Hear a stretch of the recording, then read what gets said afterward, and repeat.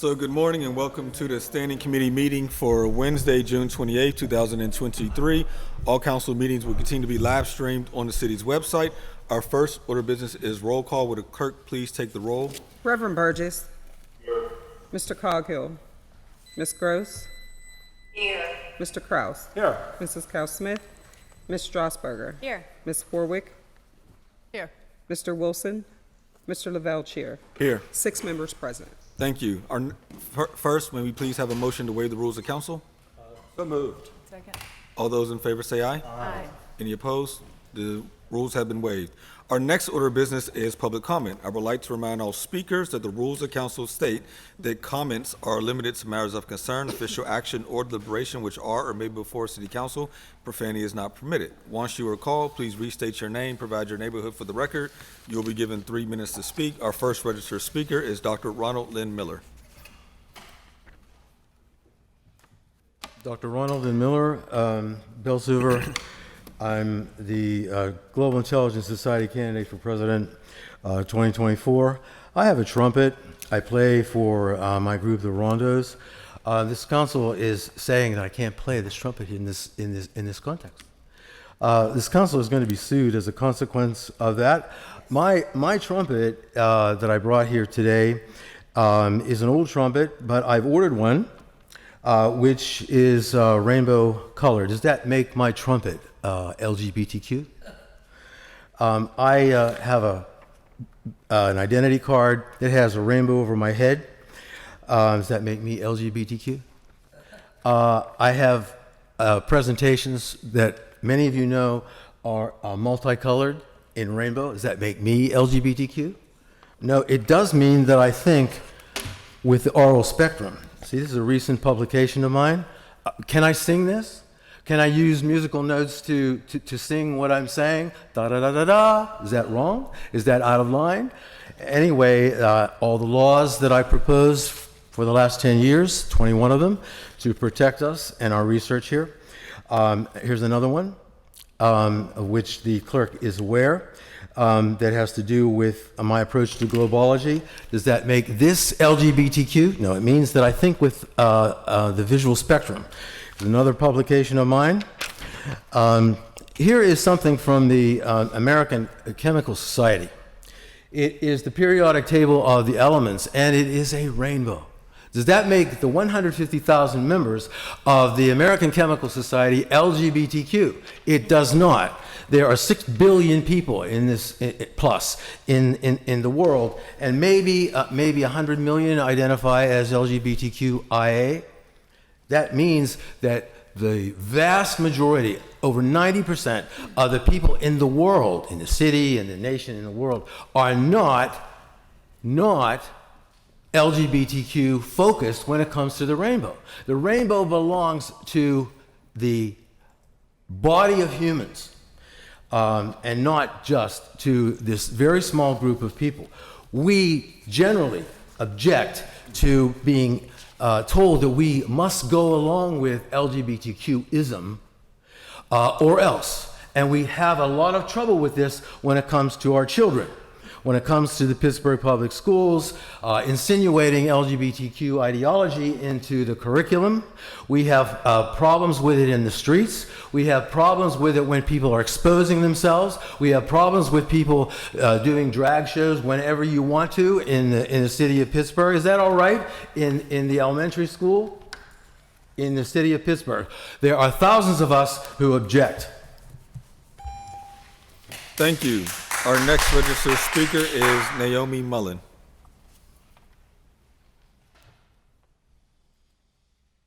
Here, shady trees, not shady deals in Bon Air. Thank you, thank you, thank you, Dr. Miller. I honor my husband, who is a true City of Pittsburgh servant of the public from the 1970s until 2021. We, the people of Bon Air, are the real stakeholders. We have paid our mortgages, taxes, and voted. We have shown up at the town hall meetings to give a resounding no to developing the building. We have signed a petition to say we want a green space, not a building. We have property value and quality of life to protect. The Pennsylvania Constitution is titled the Declaration of Rights. The entire article is concerned with establishing the principle that the people are the sovereigns, not the state, which would include municipalities and school boards.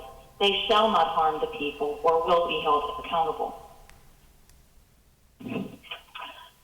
Last week, someone named Joshua spoke and said he lost his job because he spoke up about slavery, modern-day slavery. Perhaps because he's correct that slavery continues is why he lost his job. Juneteenth is a smokescreen. Deutsche Bank and J.P. Morgan have to pay the victims of Jeffrey Epstein, who ran a child sex trafficking operation, to blackmail politicians and others. The banks handled the money even after the prosecution of Epstein in 2006. Former Mayor Peduto was selected to be a member of a global group of mayors.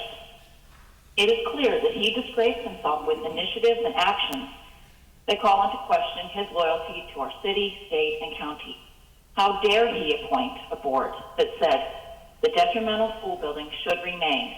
They did not care about the property value and quality of life issues that harmed Bon Air. The Pittsburgh Public Schools stated WHO guidance when it closed the schools for months.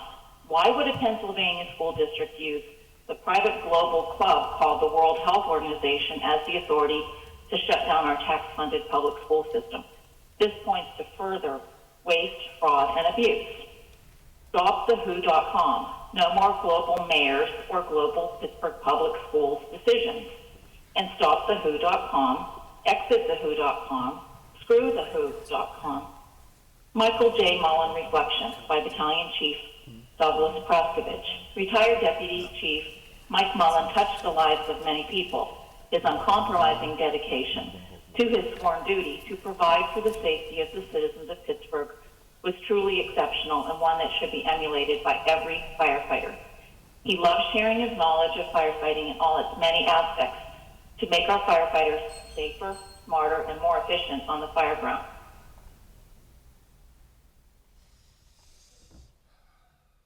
Thank you. That exhausts our list of registered speakers. If there anyone in chambers wishing to speak, please come forward at this time. Provide your name, neighborhood for the record. You'll be given 3 minutes to speak.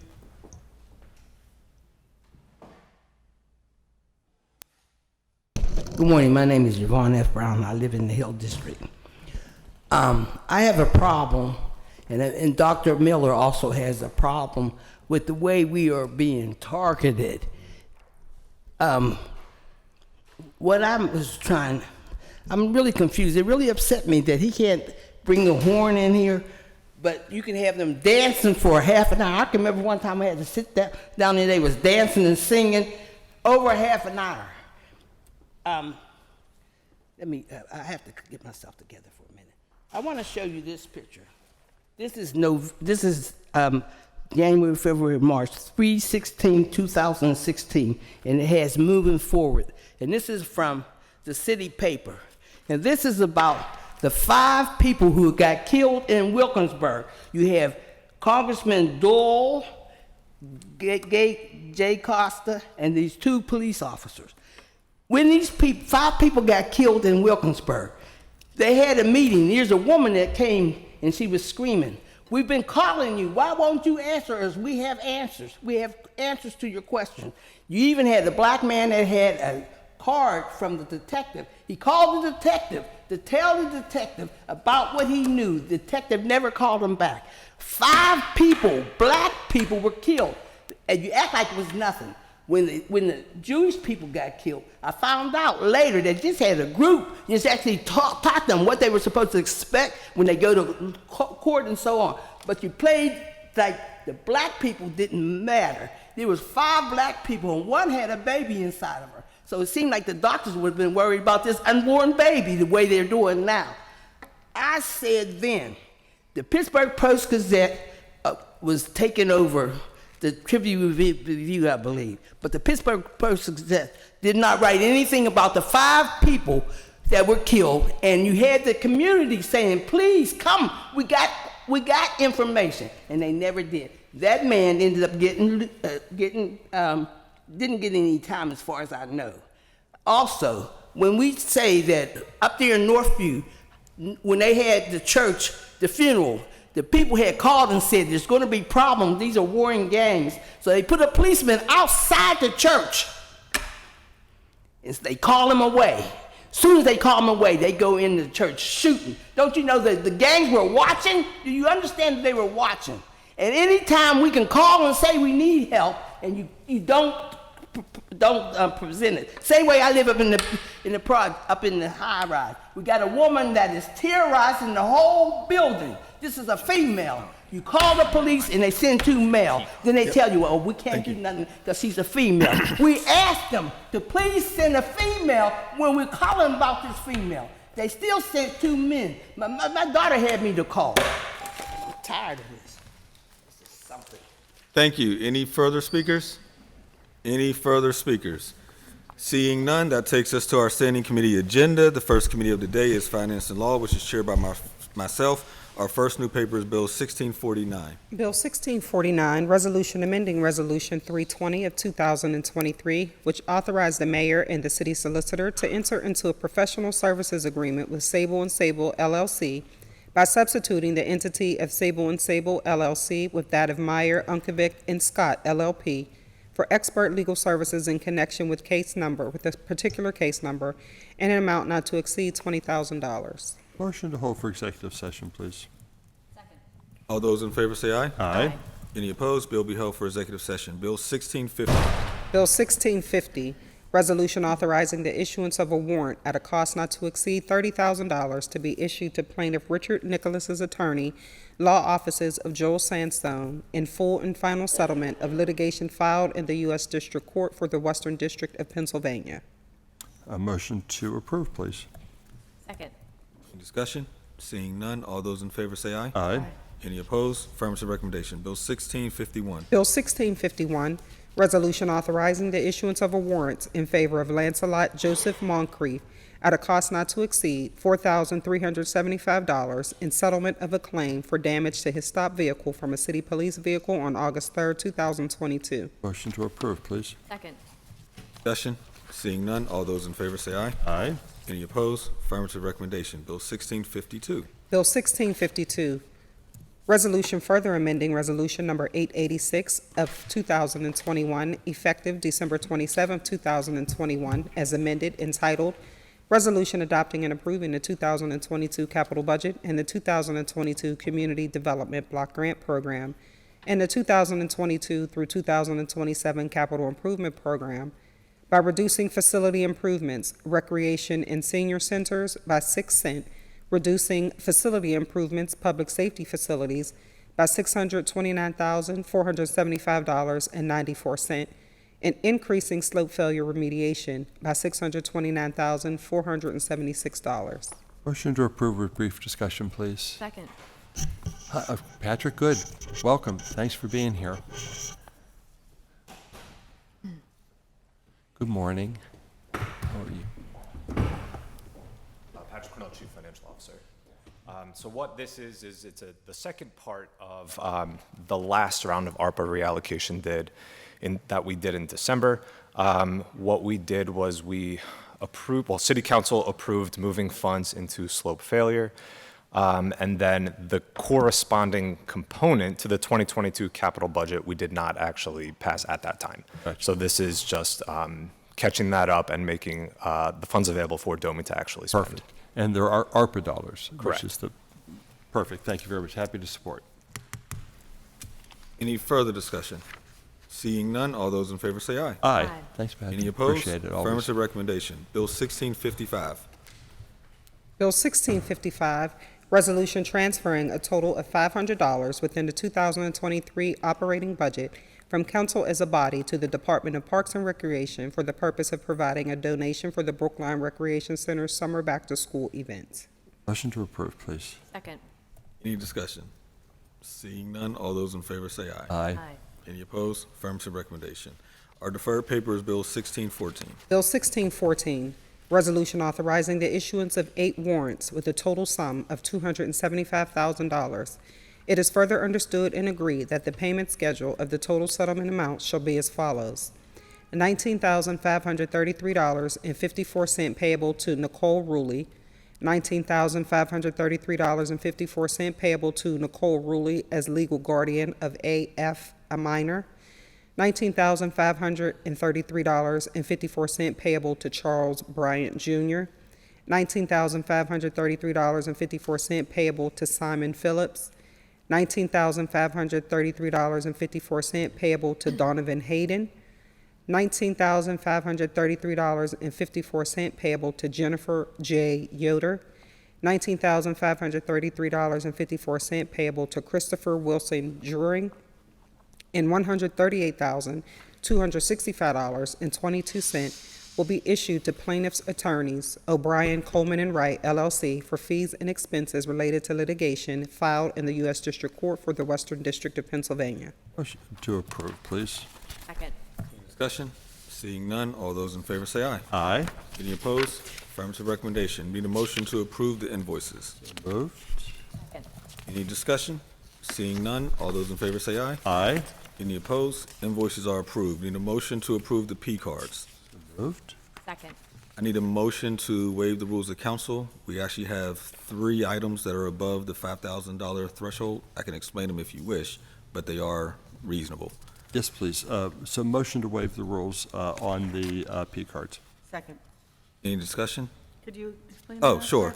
So the first one is for A&H Equipment Company. It's actually 2 separate purchases that were both under the threshold. However, the vendor did not process them. He waited to process them all at the same time, which is why they're now at $6,000. The other is for DPW for the renewal of waste transportation stickers. Each sticker costs $100, and there's 54 trucks, which is why the cost is $5,400.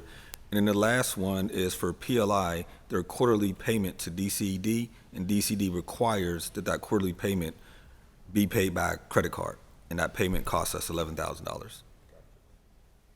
Happy to support. Thank you. All those in favor say aye. Aye. Aye. Any opposed? The rules have been waived. All those in favor of the P cards say aye. Aye. Aye. Any opposed? P cards are approved. That takes us to Public Safety and Wellness Committee, chaired by Councilman Coghill. Our first new paper is Bill 1644. Bill 1644, Resolution amending Resolution 159 of 2023, which authorized a professional services agreement with Duquesne University for the purpose of spending grant funds not to exceed $150,500 to support the Pittsburgh Bureau of Police Inside-Out Training Program to correct the type of authorized agreement. Motion to approve, please. Very brief discussion. Second. Thank you. Discussion, Councilman? Yeah, who might be here? Just curious. Charles, please come up. Thank you for taking the time to be here. Please come up. My only question, well, I'll wait. Good morning. Good morning. Hi, Charles. How are you? Thank you. If you just take a moment to introduce yourselves, please. Charles Showers, Business Administrator for Public Safety. You? Sergeant Colleen Bristow, Pittsburgh Bureau of Police. You? Camilla Harkon, Assistant Director for the Office of Community Health and Safety. Good, thank you so much. I have no question about the expenditure, happy to support. My question is around to correct the type of authorized agreement. So we're correcting something that we should have done but didn't do. That's what I'm, or good, no, go ahead, you tell me. I'm telling you what I want you to tell me, so. It's actually quite simple. So when the bill was originally proposed, it included the language requesting an authorization for a professional services agreement specifically, and in discussion with Duquesne University to build the agreement, it was determined that we needed to have a subrecipient agreement instead. So all this bill does is simply strike the professional service word from the bill. Everything else remains the same. There's no change to the scope of work. There's no change to the cost of the program. It's just those 2 words being removed. Perfect. Technical amendment. Good morning, Madam President. Happy to support and thank you for coming. Thank you. Councilwoman Strasburger? Thank you. Can you remind us a little bit about what the Inside Out program does, or training does? So the Inside Out program has been around since 2016. We take all of our recruits in and we learn together on a 1-to-1 ratio with the guys that are inside. When SCI Pittsburgh closed down, basically everyone was transferred primarily to SCI Fayette, so we travel out to SCI Fayette there. They learn things about restorative justice, victims and victimization. The inside guys also get the opportunity to learn about what we do as policing and what governs us. So it's just a joint learning experience amongst inside people and police recruits so that they can, when the officers come out, they're starting to make sure that they view the citizens in their circumstances before they make the decision to incarcerate. Thank you. And then one other question, the grant is the grantee is, the person granting us the grant is Duquesne University? No, Or where- it's how a is COPS this- grant. Okay, it's a COPS grant, but we're in Yes. partnership with Duquesne University? Correct. Okay. So it actually saves the city of Pittsburgh money. We had been paid, so all recruits receive 3 college credits, and they can be either bachelorette or graduate credits from Duquesne University. The city's been covering that cost for like $110 basically for those 3 credits at an extreme reduced rate. This will now pay for that so that those credits come free to everyone that attends it. And we did also start to include our city social workers within the experience as well to give a mental and behavioral health aspect of the training with it. So that will be covered by the grant that came from COPS in partnership with us that will go to Duquesne University. I know I said that I had one last question, but really one last question. I can imagine the positive outcomes from this, anecdotal, qualitative evidence or otherwise, but are there outcomes that you're tracking as a bureau? Yes, there is. So that with this grant comes the true, we've had a loose version of program evaluation, and we have seen change. And with this grant comes a farther out program evaluation, so we can see once they're actually in patrol for a longer time, how their scores have changed since then. So there will be more being able to be shown from this grant. And we also have opened it up to other places around the country. So I know Washington, D.C. so far has picked it up, New Orleans has picked it up, and there'll be some other departments coming up for this next set of training to implement it into their police curriculum. Great. Thank you. Thank you. Any further discussion? Councilwoman Gross? Thank you, I appreciate it. So, again, so the grantor is, you said COPS? Yes. Is that an acronym? Yes, community-oriented policing. Oh, right, of course. Yeah, right. it's a okay. federal. But so I didn't realize actually that it's like an organization. Yes, it's a federal DOJ grant. Oh, got it, DOJ, got it. That helps my brain make the connections. I appreciate that. And so our police officers are getting 3 college credits? Correct. And then we're paying for the college tuition for those credits? $118 for all 3, yes. Wow, okay, so at a much discounted Much rate. I don't discounted think that's rate, what yes. Duquesne is charging everybody else, Yes. just checking. And so the guys that are inside also get the credits as well. We don't pay for those credits, Duquesne covers that cost, but we make sure everybody's on an equal playing ground with that, so I everybody. see. Okay, so the inside people get the pro bono or Yes. tuition kind of scholarship or waived by Duquesne, and then we're paying a deeply discounted rate for our own officers. And then the program evaluation scores increase. What is the evaluation? What are the tests that are? Right now, they're using Brooks et al., which has been around since 1990s and is a vetted program on it. And then we have some other outside, more qualitative questions that we've been asking them to see where their perception has changed on those that they interact with. But for the quantitative, it's been Brooks et al. That they've been using. They do a pre and post to determine how perception change, not only on the police side, but also on the people inside. And so we can see like a pre and post of that as well. Basically an empathy test. Interesting. Fascinating. I don't think I've ever and seen one of those. This training also, we've moved into, we also work with the Holocaust Center, the City of Pittsburgh Holocaust Center, and we do, basically a training on how good people end up going into doing very egregious bad things and what you can do to prevent yourself. So we call it ethical policing. Wonderful. This Training has within there. been very educational. I appreciate that. Yeah, I'll still go on a little more, sorry, since I have a microphone. I know everyone's very busy, but we've been also working on creating a micro-credentialing from it. So in the end of it, it will actually be a 9-credit course that you're able to obtain. With the second part of it, we work with Roger Guinevere-Smith, who is an actor, where we write, in a shared space, we write together, and a playwright, Suzanne Stein, sorry, apologize, New York City, she works within the Jewish community with the play Eddie. So we bring in people that have been previously incarcerated. Leon Ford's been a part of it, and officers, and we write in a shared space about things. So that's the second part of it. And then the third part is what we're also still working on, which will come from this grant, which is where we bring all of these things together and kind of bring out a tangible product on what we can do to help communities by listening to the voice of people that have been incarcerated, the people that are currently incarcerated, law enforcement, and then people we call like the bridge people like Cornell Jones and things like that. That's the third part that we hope to accomplish after this. Well, I definitely don't have any more questions right now. I appreciate all the information. Thank you. That's all, Mr. Chair. Thank you. Any further discussion? Seeing none, all those in favor say aye. Aye. Any opposed? Affirmative recommendation. Thank you for being here. Thank you for your time. Thanks, Charles. Thank you. Bill 1645. Sure. Bill 1645, resolution authorizing the issuance of a warrant in favor of Pulse Point Foundation in an amount not to exceed $6,000 for the city's share of license fee for the annual renewal of the Pulse Point Emergency Services application. Motion to approve. Second. Discussion? Seeing none, all those in favor say aye. Aye. Any opposed? Affirmative recommendation. Bill 1646. Bill 1646, resolution providing for the issuance of a warrant in favor of Purvis Systems in an amount not to exceed $20,985 to provide a bypass timer switch for each Purvis Station alerting system control unit in every fire station. Motion to approve with very brief discussion, please. Second. Good morning. Hi. Thank you for being here. I appreciate your being here, so would like you to come up. Thanks. Good morning. Okay, if you identify yourself for the public, please. Assistant Chief Matt Davis of the Pittsburgh Bureau of Fire. Great, thanks. Floor is yours.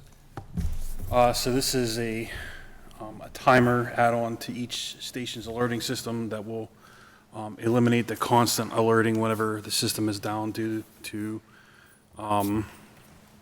Wi-Fi or internet inconsistencies or weather-related emergencies, the power outages or anything like that. In addition to this, will also alleviate night watches in the fire and EMS stations as well.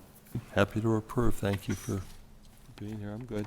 Thank you. Any further discussion? Seeing none, all those in favor say aye. Aye. Any opposed?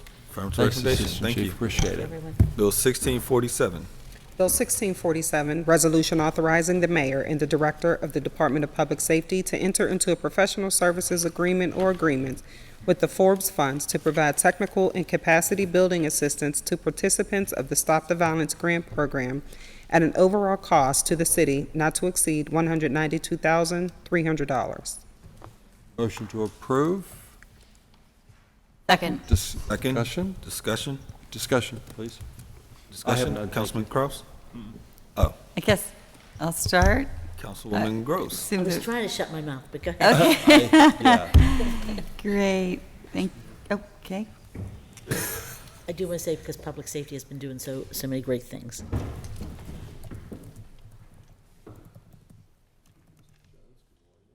Good morning, everyone. David Jones, Assistant Director of Public Safety. Mr. Jones, we have had, I think, several discussions over the last couple of years since we've created the Stop the Violence Fund, which is, I think, up to about probably approaching $20 million in hand. I've lost track. Yeah. As to the, various programs that are rolling out, but then also how we figure out what we're doing, whether what we're doing is helping, not helping, hopefully not harming, right? But how do we demonstrate that to the public? And so we've had those discussions, I think, several times at the table. I think typically at budget season. So help us fill in what's going on with this one. So one of the things, Councilwoman, that was apparent to us as we finished up the first round of Stop the Violence grantees is that some of our organizations, even though they do amazing work in our communities, they need help with their capacity building, such as maybe a mission statement or getting their 501c3 and just working in a place that they are sustainable. So the Forbes Fund, essentially that's what they do. They've been in business since 1982.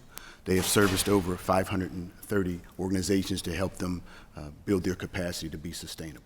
Nonprofit management capacity. Yes, Councilwoman.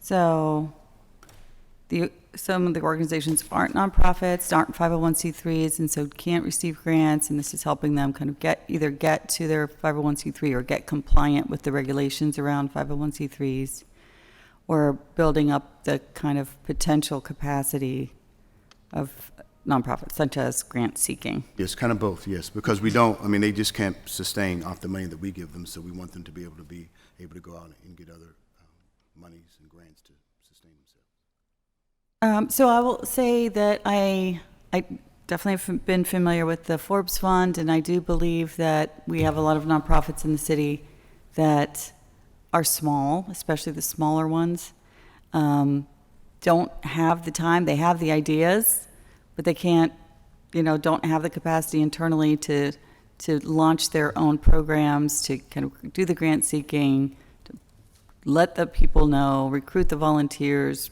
even find the participants who would be benefit, because I did that work before I was on council. That's what I did with consulting with a lot of the small nonprofits. I would walk in, an executive director would dump everything out of their heads to me for about 2 hours. I would write notes, and then I would be able to put together their grants and figure out what their program might be and help them launch it. So I understand the value here. But so this is doing nothing about actually tracking the metrics of the outcomes and the benefits. It will help us do that as well, Councilwoman. Could you speak more to that part then? Because I don't understand how that part is in the nonprofit capacity building. So once their organization is up to speed, they will help us with our data, because you often talk about driving our data to see. We haven't seen any data yet. Yeah, So yes, and I would like very much to see yes, some data. we're getting to that point, Councilwoman, and they will help us to be able to, those organizations, to assess their data and get it together so we can be able to report out and let the community know, inclusive of council, that we're doing good work. And I'm not hearing the subject matter experts in kind of violence reduction measurement. And I don't think that is at the Forbes Fund. So I think it would be interesting to see, maybe, this is a professional service agreement, so is there a kind of scope of services for each side, for each party? Typically, that's kind of a joint thing, right? Yes. Right, so we have a kind of scope of what we're going to do, and then they have a scope of kind of what part they're going to do. Do you want to speak to that? I didn't get to. Did you already give your? Yeah. So essentially, once the Forbes Fund comes on, they will assess each organization to see exactly where they are and then where they need to go to be sustainable. So they'll be working in tangent with the Forbes Fund. Hopefully, I answered that question correctly. I hear that sustainability is like a financial viability for the organization, so that they have the skill sets internally, so that they can build the capacity to do what they're going to do. I still am not hearing the part about how we are figuring out what we're going to measure, so that we know that that nonprofit has done what we wanted it to do, or so that we've returned the value to our public on violence reduction. So they have to be measured individually. Because all of our grantees represent different facets in order to stop our violence. So the Forbes Fund will help us work through that metrics to be able to get to the outcomes. But they have to be assessed individually. It's not just a blanket assessment of our grantees. So I'm happy to kind of support and see how this program gets us to both our internal capacity and the nonprofits to their capacity, but I am going to follow up to look at what you're saying is the Forbes Fund metrics. Okay? Okay, yes, thank you very much, appreciate it. Councilwoman. Thank you, Council President. Just real quickly, I want to say, I do want to acknowledge all the work that public safety's been doing and a lot of work in Stop the Violence. And there are groups that are doing some amazing things. I brought to the attention that there's some groups that are not, and some groups that are not doing anything. But I hope that we work on those. But I do want to say that my only question is, and I have our budget office and our solicitor looking into it, is we always had a grant or a contract with the Bear Center for Nonprofit Management to help any group in the city of Pittsburgh that wanted to build capacity. And we worked with them in Gisby, and I don't know where we are right now with any of that. The director's coming to the table. I don't know if we still have that contract, or if that was, did it go through city planning? How was that? But I was just going to look into that and abstain today till I get those answers, that's all. So the Bear Center for Nonprofit Management is almost non-existent at this point. They're down Yeah, to one CTAC employee too, because left. we had it with CTAC before that. Yeah, so we don't have the ability to work with them currently. Do we still have a contract with them? I'd have to check I'm with just wondering if procurement, there's but still like I money said, there. as an organization, they're really not functional post-COVID. Okay. The employee staff they did have is currently down to one employee Okay. as of about 2 weeks ago. And who are you using for this? This is the Forbes Fund. Forbes Fund. Yeah, and Diana, that's not Diana. No. Okay. I just want to see. Mr. Fred Brown Oh, yeah. is the head of okay. the Forbes Okay, Fund. I know Fred. Councilwoman. Okay. I forgot. Okay. All right. Thank you. That's all I wanted to know. I wondered if there was still a contract out there, floating out there, and what we were doing with that. Thank you. Thank you. See, for the public, it's difficult to keep track of all this stuff. So, I have no further questions. Thank you, Councilman Warwick. Yeah, I guess, will this also include guidance for the organizations just about how to spend the money and how to report, to make sure that they're using the money in a way that's in line so that then they can get future grants, et cetera? So we kind of have that, Councilwoman, internally with, we have a contract with the Poise Fund, and we have a vetting system that goes when a group asks for money, it goes through a system to make sure that it is under the things that we can pay out. Yeah, but this will provide support for them to understand how to handle a larger influx of money than what they might be used to, as well as managing that accounting-wise and report-wise. That's another portion that we are struggling with, is many of these smaller organizations, because they're the doers and not so much the admin folks, they're not great at putting down what they do. So this part of the scope of work is for the Forbes Fund to help them get a more robust understanding of how report writing and what we're looking for. Right. Okay. And then, sorry if so as far as the next round of funding do we know the organizations yet, or is that still TBD? We not yet, Councilman. We have a meeting in August to a potential pre-meeting, since we made some additions and corrections to our first round, the way that people will submit for funding. So maybe in September, and that's just if things can work out according to plan. Okay, I guess my concern, so when was the last round of funding awarded? What, September, October of last year? October of last year. I guess I'm a little concerned because, we're coming into summer, and so now these organizations that, got funding before, and, I just from the ones that I've been communicating, they are looking at doing events on Friday and Saturday nights and trying to, but that stuff all costs money, and I know that this money would. Agreed. And we're trying to move this as quickly as possible. You're 100% right. Okay. There are organizations that now are still looking for funds, but we had to put these processes in place to make sure everything was okay, and they were be able to build their capacity. So I agree with you 100%, Councilwoman. Yeah. And when you do end up awarding, will we be able to see ahead of time who, just in case, like who you're looking at, maybe like a short list? Absolutely. By district or something, Yes, for sure. Absolutely. Okay, that would be helpful, because then if there's organizations who aren't on, we can kind of figure out how and why, and, So we want to work in partnership with you. Yeah, and that part of this is this contract will not only be for folks that receive funding from us, but also folks that have applied and did not get funding, so then they have a better success in the future. So they can work with them and explain why they were not selected and how to build that ability to do so. Okay. All right. Thanks. Thank you. Thank you, Councilman Strasburger. Thank you. I was curious about the potential for some of these smaller organizations to share a joint CFO. Like I've heard some organizations, smaller nonprofits that would never be large enough or have the funding to be able to have a full-time CFO or someone who can handle both development and finances and budgeting.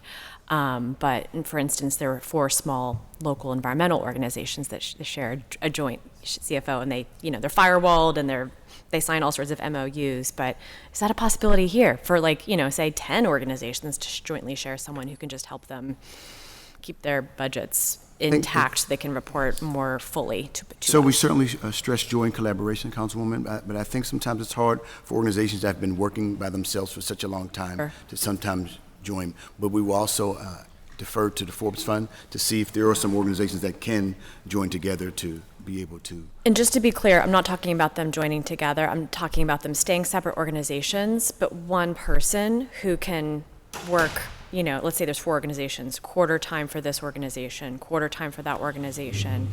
They make a, especially if it's part-time, they make a part-time or maybe even full-time salary, but they get just a smaller portion of the budget to be able to, help these smaller organizations exist. We can explore that, Councilwoman. Okay. Sure.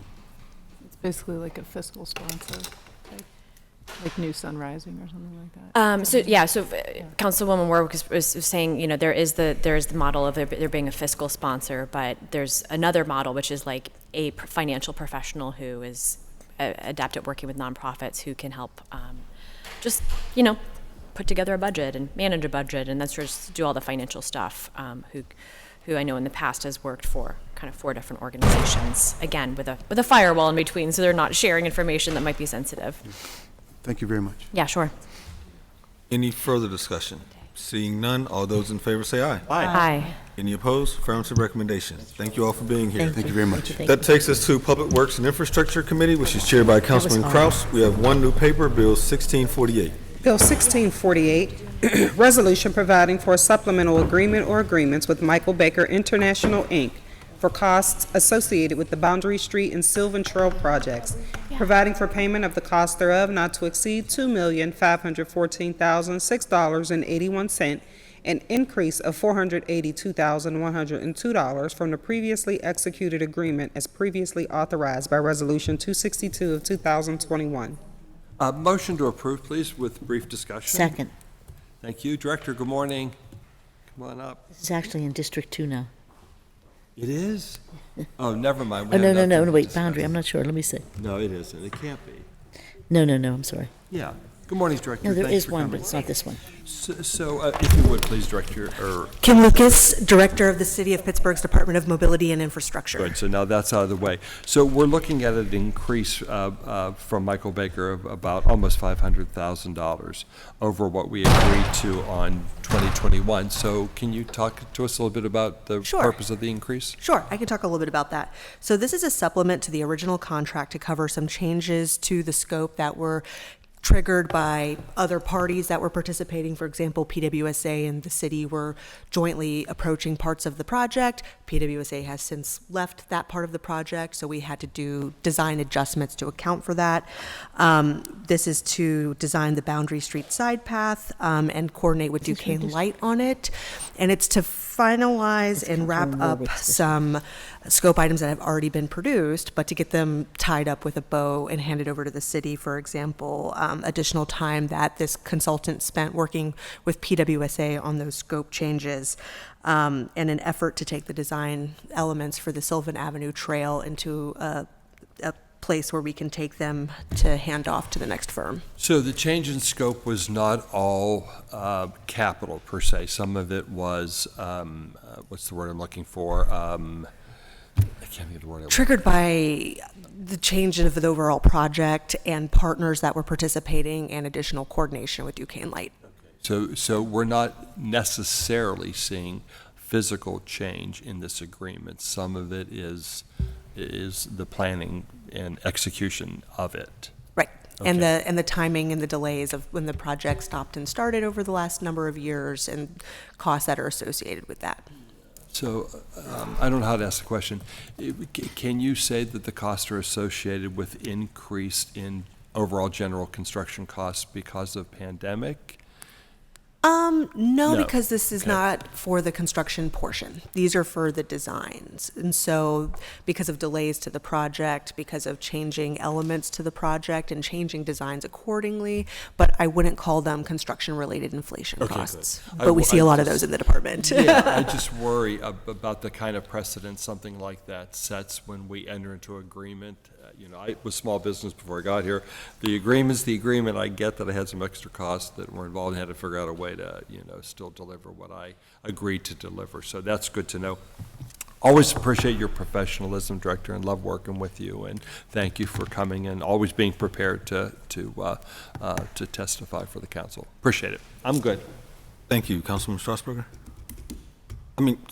Councilman Warwick. Sorry. No, it's fine. I think that's the power end of the table, all the women down there. I'm going to go sit down there. I just want to, so these two projects, just to clarify, so the Boundary Street project is to make that pedestrian connection between CMU Central Catholic, right, through Panther Hollow, where people are walking in the street right now. So that'll be run by the railroad tracks and then down. Effort to design the Boundary Street side path and railroad crossing. Yeah, and and then the other one is to add a mobility trail on Sylvan Avenue, the street, and then also into the Greenway section of Sylvan Avenue connecting Hazelwood Avenue and Greenfield Avenue. more or less, The right. on-street traffic calming and then the trail connection through Right, there. right. And so I guess I just want to ask, these are both great projects, and what's the timeline, do you think? I mean, I know it's rough, but. That's a great question, and I can get that answer for you. Okay. I know that for some of this is work that was already designed, and we're trying to pay for it now, which is not best practice. So I can get that answer for you.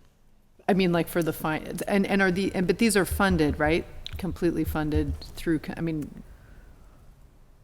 post-design is what I'm asking. I believe so. I don't think that these are the elements that have that gap from the funding Right. sources. I mean, I know table. for Sylvan, there were Resources two grants, right? There's two separate grants that are actually There's a covering the smart construction grant for costs. Sylvan, for part of Sylvan. Mm-hmm. And I wasn't sure about Boundary. I can get those answers. Okay. There's a lot of pieces in this project, so sometimes it's hard to keep them all straight. Thank you. Any further discussion? Councilwoman Gross? Director, we always try to remind ourselves to say thank you when departments have done something wonderful. And there's a trail connection open in Lawrenceville just this week that we've been working on for over 6 years. So, and the discussion was a neighborhood vision. I like to give credits to the citizens and their visionary power. From the 6th Ward Lawrenceville plan, which I frankly can't even, it was before I was on council. One of these unadopted plans, right? They did their own city plan with some great architects from CMU, or some at CMU and some with their own practice now. And it said, we really need a way to get from, across 40th Street, right? So 6th Ward is south or downriver of 40th Street, 9th Ward is upriver of 40th Street. And everybody is forced into the very dangerous intersection at 40th and Butler.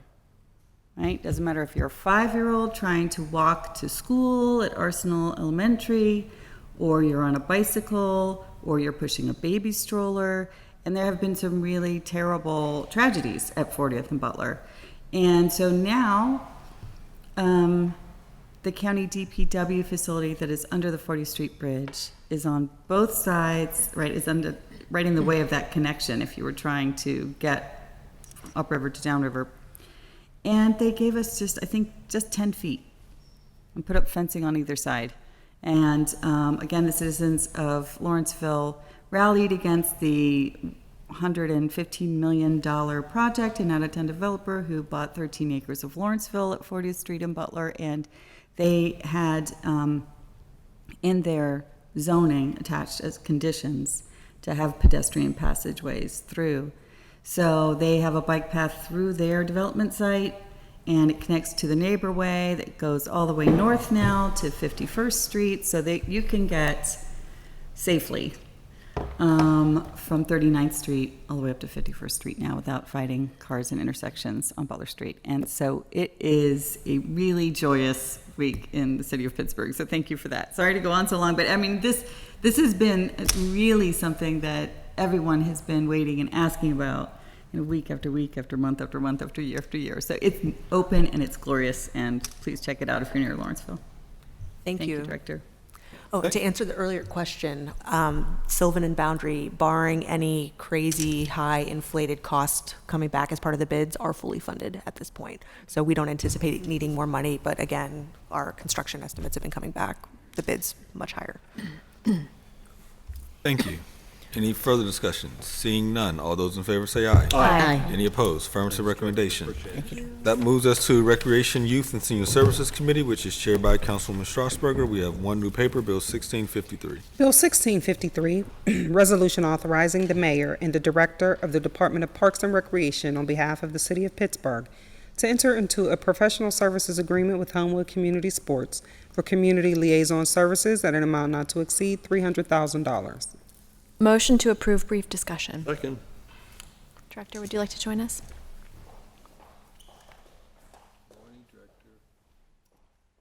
Oh, good morning, Chief.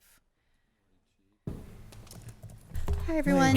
Catherine Vargas, Director of what? Don't you live in Knoxville? I do. I'm getting there. I'm almost done. I haven't love your moved house. yet. I love your house. It's great. We're Sounds like you have a so stalker, close. but I don't. So Catherine Vargas, soon to be Knoxville resident and Director of Parks and Recreation. Lisa Frank, Northside resident, Chief Operating Administrative Officer for the city. I know we had a conversation about as you briefed me, but I would love for you to just quickly brief the council. Sure, definitely. So this is part of the overall renovation that has been happening in Homewood around the sports field, includes the pool and that whole park redesign. The majority of the funding that's been coming to us from the Heinz Endowments has been focused on the infrastructure build. And now that we're at the point of the project where that is taking off and implementing, there's a second portion to the project that involves programmatic elements around getting young people to also have workforce training and the ability to be part of being stewards of the land. And so in having the conversations around the development of that part of the project, the biggest users of that field is the football team. They've been there as a community primary stakeholder long before this discussion, but it certainly is a part of this project. And the program, that we're working, to help develop would be around making sure that young people who are the primary users of that field also are the primary, young people who are taking care of that field and learning about the new natural turf that we're putting there. It's a great workforce development opportunity, and it will be, a lift for the organization that will be kind of helping to organize and get young people involved in that project. And in looking at, as we continue to have these conversations, Homewood Community Sports is both a trusted community member in that space. They're also running the youth organizations that use that field, and we're the organization that is best suited to play this role in this part of the project.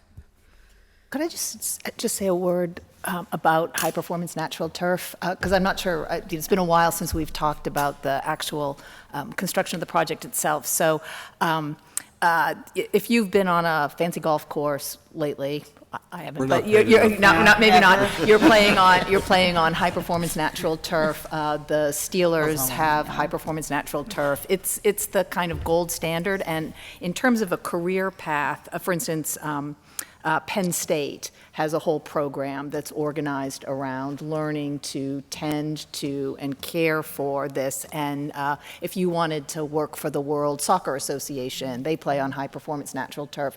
It was part of the Heinz grant that we should build this field with this turf and not AstroTurf.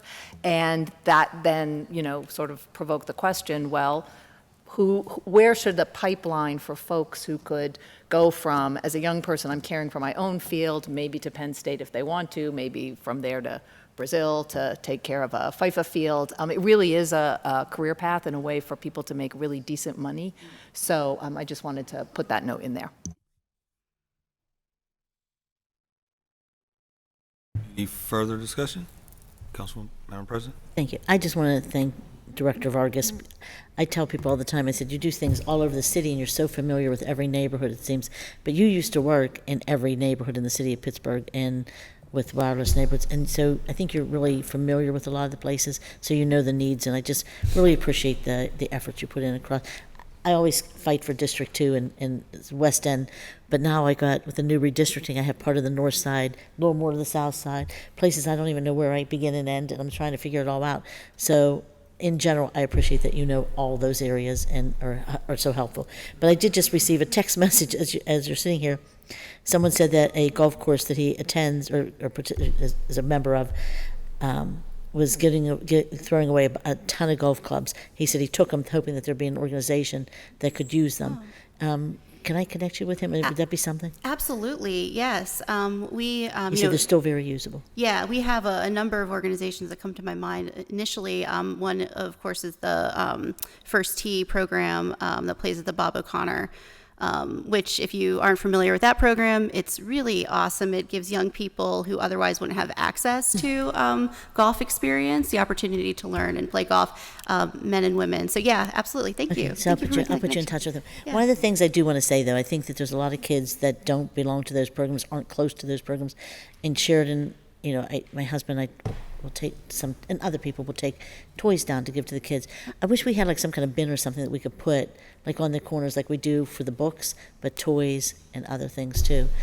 So for kids that don't have an opportunity to go to a golf course or just some kickballs or some other things, maybe somebody in the neighborhood would play kickball with the kids, get them to do something positive. So I just want to put that thought in there. I'm doing it in my district, but I'm thinking maybe if we could do something like that citywide in areas where kids need some direction. That's all. Thank you. Thank you. Any Councilwoman Gross? This is the second time I'm doing it at this meeting, just because I have a director at the table. But I also wanted to say thank you to Director Vargas for coming to the Bloomfield Pool Emergency Community Meeting that we had on Monday. As everyone knows, probably the Bloomfield Pool is closed summer 2023, and we're all very, very, very sad about it for emergency repairs. But Director Pollack and Director Vargas and Assistant Director Gall all came out and committed that we were going to find all of the contracts, or complete all the contracts and find all of the funding so that we can have the pool back open for summer 2024. And it's very sad. But we know that we have a lot of capital investment to do across the city, and some things were more badly broken than we knew. And this is one of them. So thank you for coming out to the community meeting. Welcome.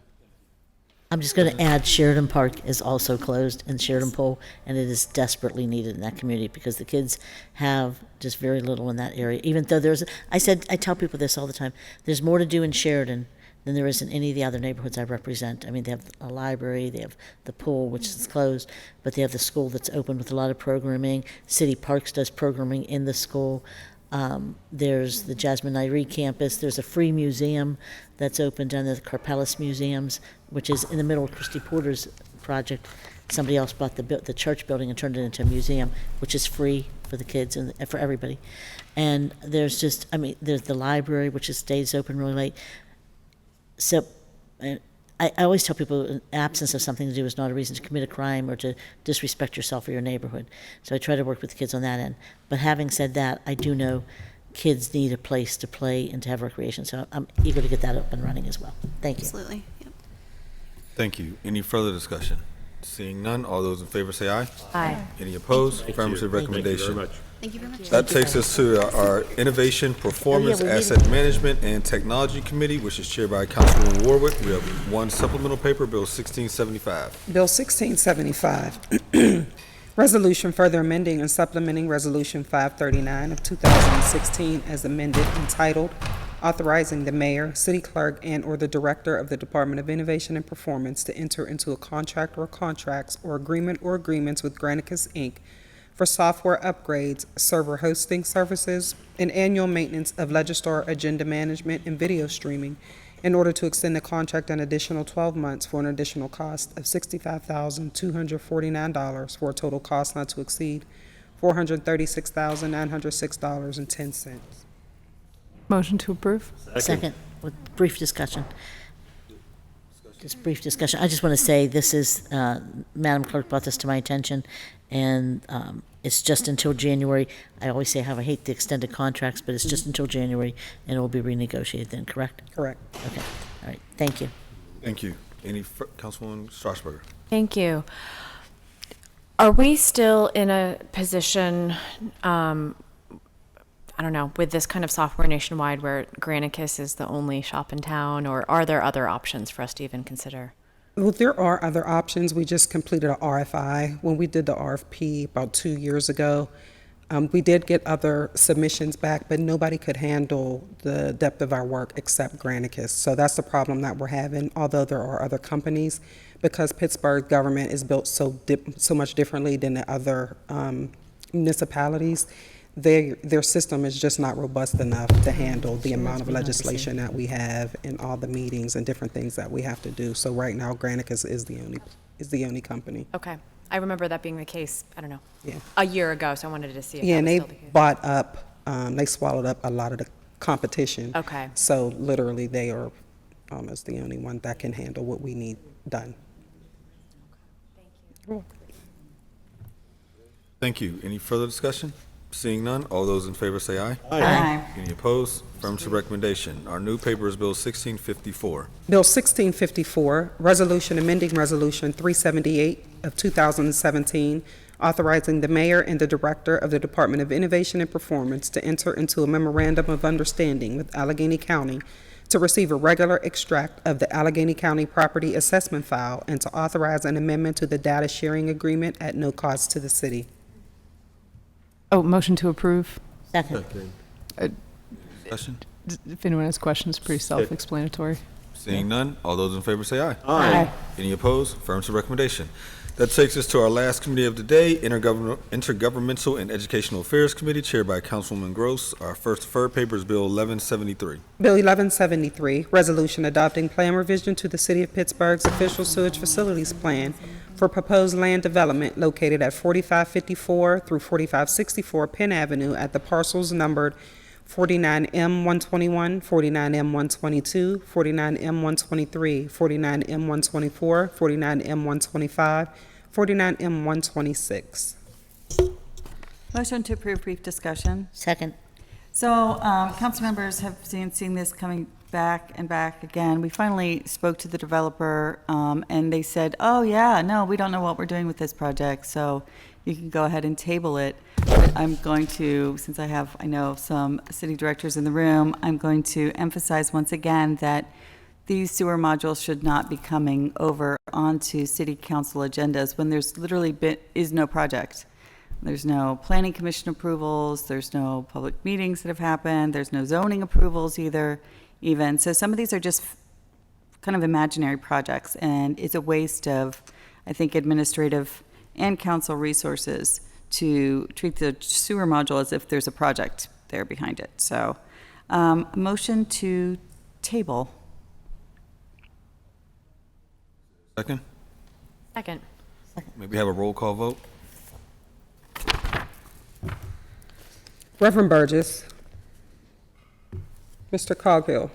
Ms. Gross. Aye. Mr. Kraus. Sewer module. Mrs. Cal Smith. They want to introduce or take Commissioner Miller.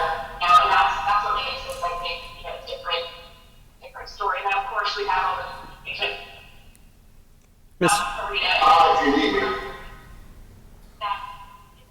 You could just register an aye vote, Councilman. Reverend Burgess. I'd love to be a fly on the wall with that one. Ms. Strasburger. Aye. Ms. Warwick. Aye. Mr. Lavelle Chair. Aye. Aye 6.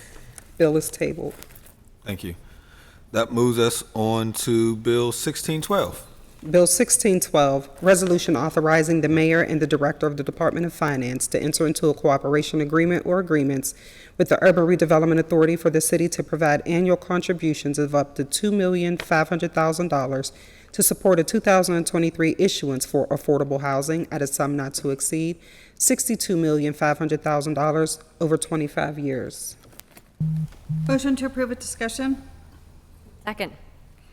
Thank you. Council members have been working really hard with the administration, and I think, again, President Smith, as we acknowledged yesterday when we were talking about our police equipment bill, President Smith has brought us all together to try to figure out how to get everyone comfortable.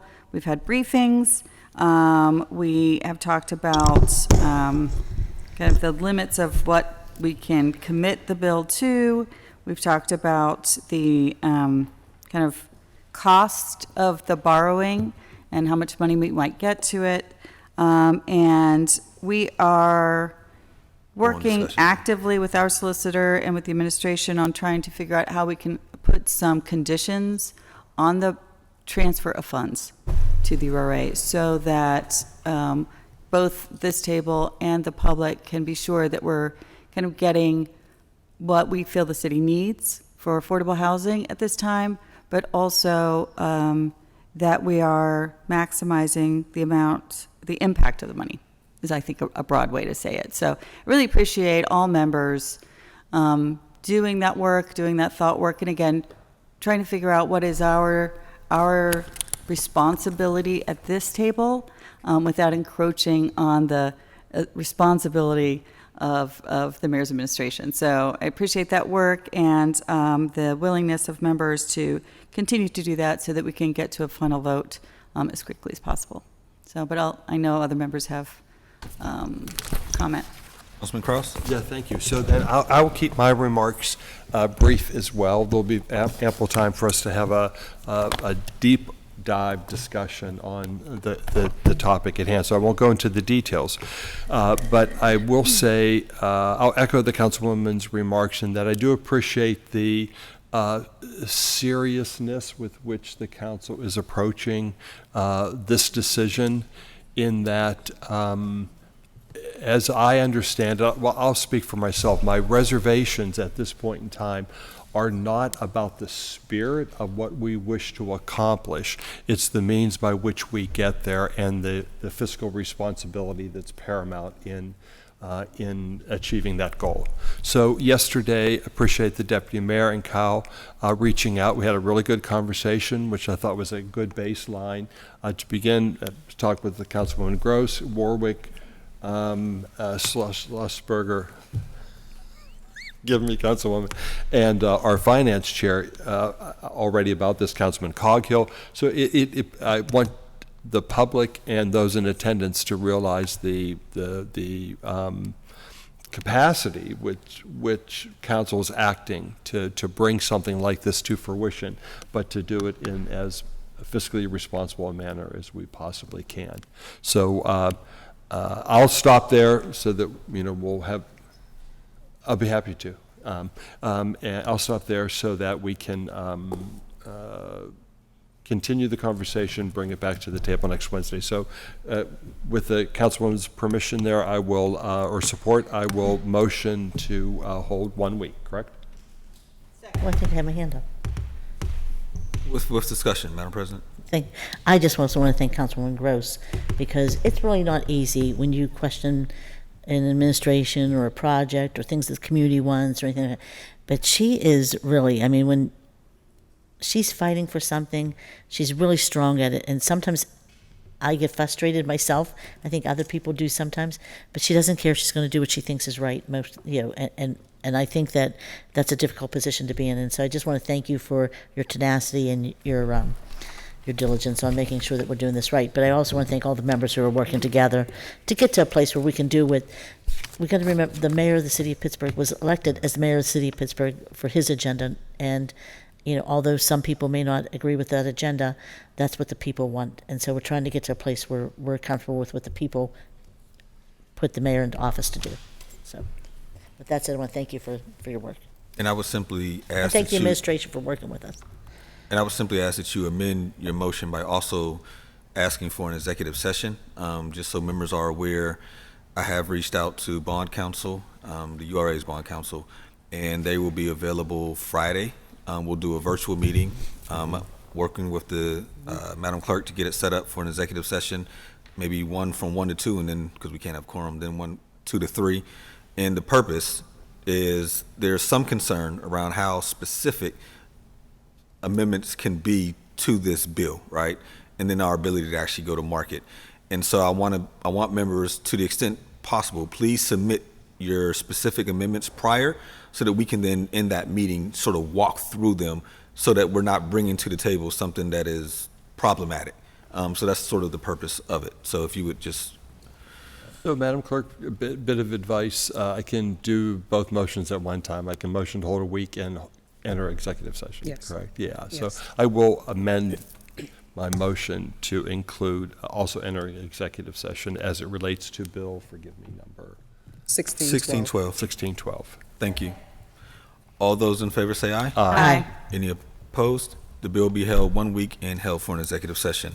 That exhausts our agenda for today. We do have one meeting announcement. Due to next week's 4th of July holiday, council's regular and standing committee meeting are scheduled for 10 a.m. and 1:30 p.m. on Wednesday, June 5th, 2023. To register to speak during these meetings, please fill out the sign-up form on the council meeting webpage or call the clerk's office at 412-255-2138. Is there anything from members? Councilman Kraus. Yeah, thank you. So, sort of just to say again what I already said, but it's important, I believe, for those in attendance to hear. The spirit of the legislation is not in question. It is what we hope to accomplish is to be able to get there in as fiscally responsible a manner as we can. And that's our charge. That's the primary purpose that we are here. We hold the taxpayer's purse, and we are responsible for the next 25 years what we bind the taxpayer to. And so again, just to say it one more time, it is not the spirit of the bill at all that's in question. It's how to get there in as fiscally responsible a manner as possible. Thank you. Appreciate your time. Thank you. If nothing further, motion to excuse absent member, approve the minutes and adjourn the meeting. So moved. So moved. Second. All those in favor say aye. Aye. We are adjourned. Thanks, everybody.